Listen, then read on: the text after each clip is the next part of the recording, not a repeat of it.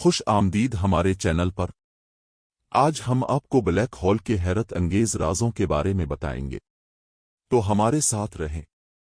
Black holes پر روشنی ڈالنا science 8 NASA کی پیشکش۔ بلیک ہولز ہمارے برہمانڈ کے بارے میں سب سے زیادہ تلاش شدہ اصطلاحات میں سے ایک ہے۔ خلا کے ایک علاقے کے خیال سے ایک فستہ کشش کا جذبہ ہے، جس کی کشش اتنی شدید ہو کہ کوئی بھی اس کی موتی گرفت سے بچ نہ سکے، نہ ہی روشنی کا ایک ٹکڑا۔ خیر، اتنا نہیں۔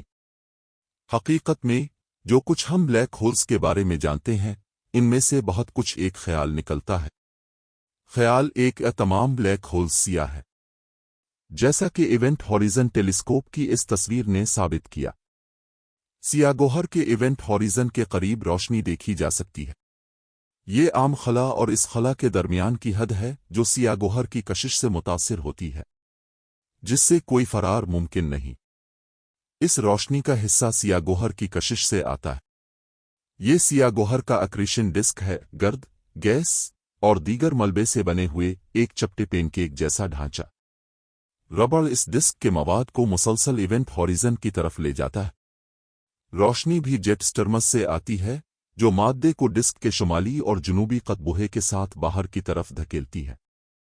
خیال دو تمام بلیک ہولز ایک جیسے سائز کے ہوتے ہیں۔ بلیک ہولز دراصل کئی مختلف سائزوں میں آتے ہیں۔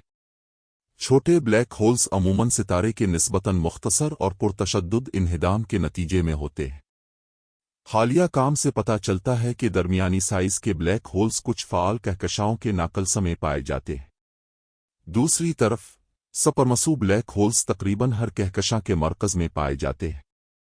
ڈاکٹر ڈین ایونز، ناسا ہیڈ کوارٹرز کے ایک ماہر فلکیات، کہتے ہیں، سپرمسو بلیک ہولز کے آغاز اور ان کے متعلقہ کہکشاں کے آغاز کے درمیان ایک سیدھا تعلق ہے۔ یہ مضبوطی سے ظاہر کرتا ہے کہ دونوں کو ایک ہی وقت میں پیدا کیا گیا تھا اور اربوں سالوں کے دوران آہستہ آہستہ سائز میں بڑھے۔ خیال 3، اگر آپ ایک بلیک ہول کے چند ہزار میل کے اندر آئیں تو اس کی سپر گریویٹی آپ کو اس کے مرکز میں کھینچ لے گی۔ یہ پتہ چلا کہ آپ ایک بلیک ہول کے قریب حیرت انگیز طور پر قریب پہنچ سکتے ہیں۔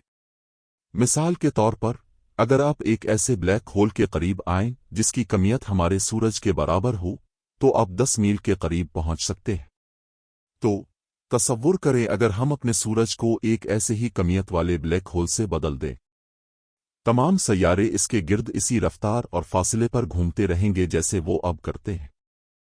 خیال 4، ایک بار اندر جانے کے بعد کوئی بھی چیز بلیک ہول سے باہر نہیں آتی۔ نہیں، یہ پتہ چلا کہ تابکاری ایک بلیک ہول سے باہر نکل سکتی ہے۔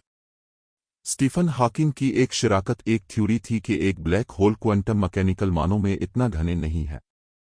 آہستہ آہستہ نکلنے والی تابکاری، جو اب ہاکنگ ریڈی ایشن کے نام سے جانی جاتی ہے، وقت کے ساتھ ساتھ بلیک ہول کو بس غائب کر دے گی۔ ایونٹ ہاریزن ٹیلیسکوپ کی تصویر نے اس بات کی تصدیق کی کہ البرٹ آئنسٹائن کے عمومی نظریہ اضافیت نے 100 سال پہلے پیش گوئی کی تھی کہ ایک بلیک ہول کی شکل ایک کامل دائرے کی ہے، اور جیسے جیسے سائنسدان اس دیو ہیکل کائناتی معمہ جسے ہم بلیک ہول کہتے ہیں کی خصوصیات کے بارے میں اور زیادہ جانتے ہیں، وہ مزید خیالات کو رد کرنے کے قابل ہو جائیں گے۔ بلیک ہولز اور دیگر کائناتی رازوں کے بارے میں مزید سچی کہانیاں سننے کے لیے ہمارے چینل کو سبسکرائب کریں۔